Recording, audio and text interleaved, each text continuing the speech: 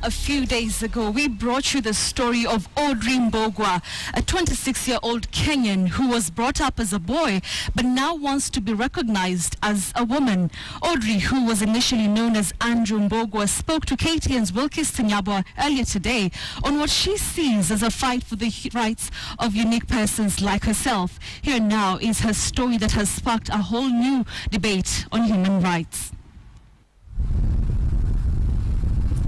Audrey Mbugua spent most of her life feeling like an outsider. She thought it was an awkward phase that would pass, but everything came into sharp focus when she turned 19. You know, the feeling of you're trapped in a body that doesn't belong to you. And thus began a series of firsts. I remember the first time I plaited my hair, you know. My parents were so furious, so furious. People want you to be this so that they'll be comfortable with you. Audrey was thrust into the limelight when she sought to compel the Kenyan National Examination Council to alter the names in her education certificates to reflect her new identity. Transgender is a term that refers to individuals who vary from culturally acknowledged gender roles, but the word transgender does not imply any specific sexual orientation, and transgender people may identify as heterosexual, homosexual, or bisexual. Sex is innate, is inborn. You're born with it. And then gender, it's sociological.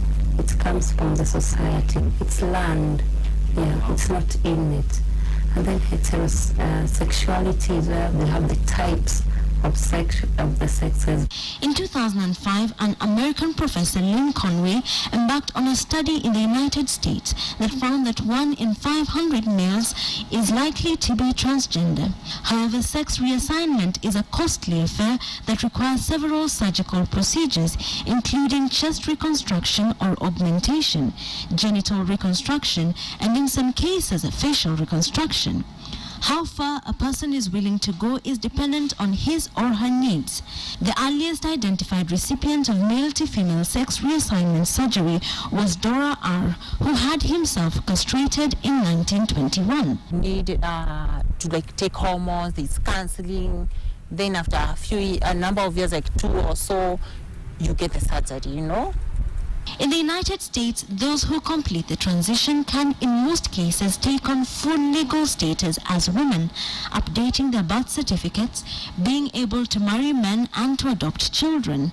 In Kenya, however, the transgender community continues to fight for acknowledgement. Wilkister, Nyabwa, KTN.